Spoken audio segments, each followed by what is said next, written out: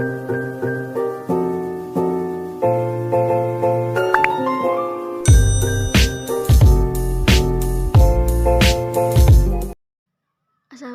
warahmatullahi wabarakatuh. Perkenalkan, nama saya Dini, saya dari kelas 12 IPS 1. Di sini saya akan mempresentasikan hasil kerja saya di pelajaran sejarah peminatan tentang organisasi regional dan global. Organisasi di bidang pertahanan yang pertama ada NATO. Penegas dari NATO yaitu Presiden Amerika Serikat Harry S. Truman. Tujuan awal pembentukan NATO adalah membendung penyebaran ideologi komunis oleh Uni Soviet. Anggota NATO terdiri dari Prancis, Belanda, Belgia, Kanada, Italia, Portugal, dan Denmark. Pengaruh NATO terhadap Indonesia adalah untuk mendapatkan bantuan serta kerjasama khususnya dalam bidang pertahanan dan kerjasama bilateral dengan anggota NATO. Yang kedua, Pakta Warsawa. Pembentukan Pakta Warsawa digagas oleh Presiden Uni Soviet Nikita Khrushchev pada tahun 1955. Didirikannya organisasi ini bertujuan untuk mengendalikan kekuatan militer di wilayah Eropa Tengah dan Eropa Timur demi mencegah penyebaran pengaruh Amerika Serikat. Anggotanya terdiri dari Uni Soviet, Bulgaria, Rumania, Jerman Timur, Hungaria, Polandia. Pengaruh Pakta Warsawa bagi Indonesia adalah ketika terjadi pemberebutan Irian Barat tahun 1962. Peristiwa tersebut terjadi dalam masa demokrasi terpimpin. Indonesia mendapatkan bantuan militer dari Uni Soviet guna mendukung perebutan Irian Barat dari Belanda. Yang ketiga adalah SENTO. Penegas dari SENTO yaitu Irak, Iran, Pakistan, Turki, dan Inggris. Anggota SENTO terdiri dari Inggris, Turki, Irak, Iran, dan Pakistan. Tujuan didirikannya SENTO yaitu membendung pengaruh komunis di kawasan Timur Tengah, mencegah ekspansi Uni Soviet di kawasan penghasil minyak Timur Tengah, mewujudkan perdamaian di kawasan Timur Tengah, saling bekerjasama dalam permasalahan pertahanan dan keamanan. Pengaruh SENTO terhadap negara Indonesia yaitu dampak positif. SENTO bagi Indonesia adalah bisa membantu dan melindungi Indonesia dengan cara anggota turut ikut bantu Indonesia jika sedang dalam kesulitan. Next, yang keempat yaitu ANJUS. Penegas dari ANJUS terdiri dari Perky Spender. Anggotanya terdiri dari Australia, Selandia Baru, dan Amerika Serikat.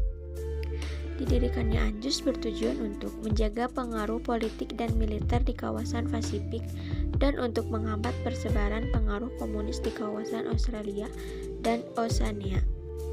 Pengaruh ANJUS terhadap Indonesia, dampak positifnya yaitu karena memperkuat hubungan sesama negara komunis dan menjadi pemersatu blok timur sehingga memudahkan transaksi ekonomi sesama anggota.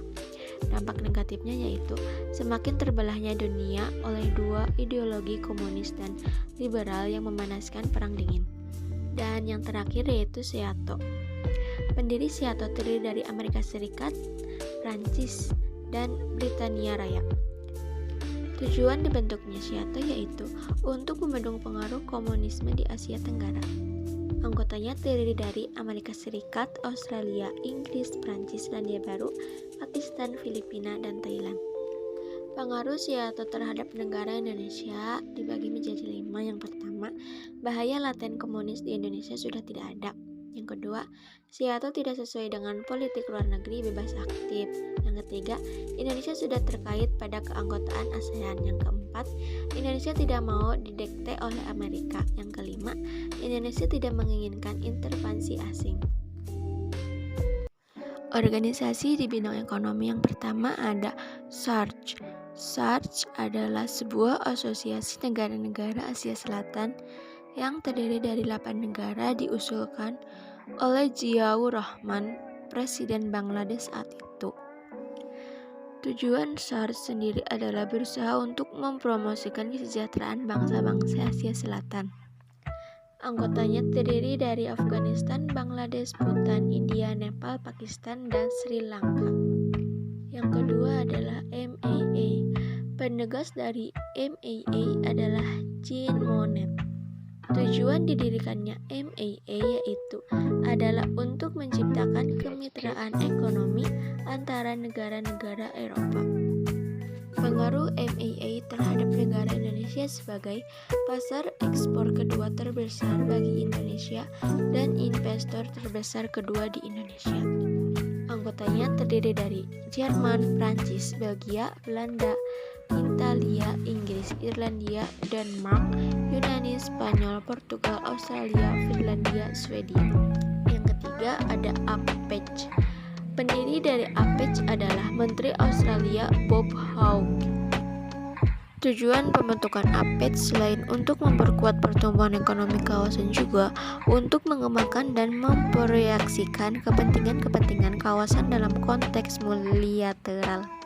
Anggotanya terdiri dari 12 negara yaitu Australia, Brunei Darussalam, Kanada, Indonesia, Jepang, Korea Selatan, Malaysia, Selandia Baru, Filipina, Singapura, Thailand, dan Amerika Serikat. Pengaruh APEC terhadap negara Indonesia bertujuan untuk mendorong pertumbuhan ekonomi dengan mendorong dan memfasilitasi perdagangan dan investasi yang lebih bebas.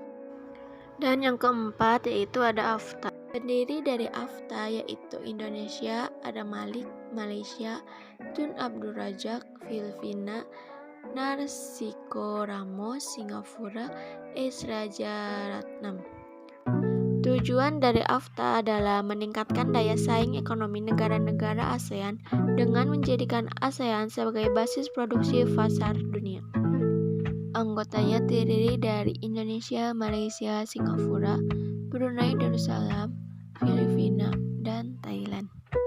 Pengaruh AFTA terhadap negara Indonesia. Pengaruh positif bergabungnya Indonesia dalam AFTA adalah Indonesia dapat lebih leluasa untuk mengembangkan kegiatan ekspor ke negara-negara di kawasan Asia Tenggara.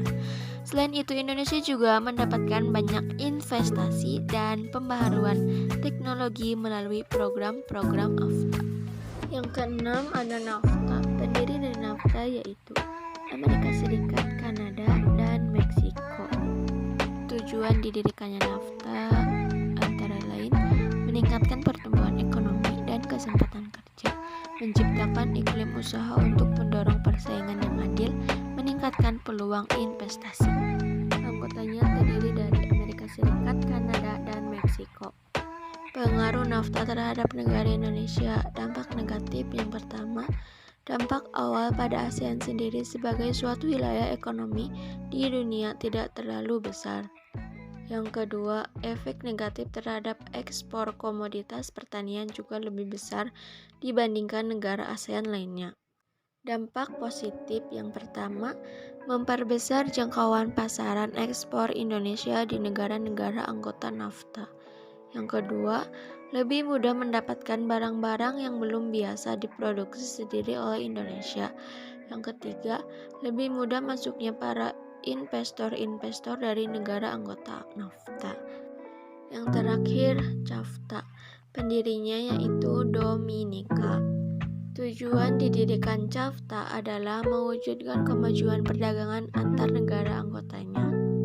Pengaruh CAFTA terhadap negara Indonesia. Dampak positif dari CAFTA untuk Indonesia adalah harga produk barang dan jasa semakin murah karena penghapusan bea masuk, meluasnya pasar ekspor dan komoditas Indonesia, meningkatkan kualitas dan kuantitas produk barang dan jasa. Sekian dari saya. Wassalamualaikum warahmatullahi wabarakatuh. Makasih.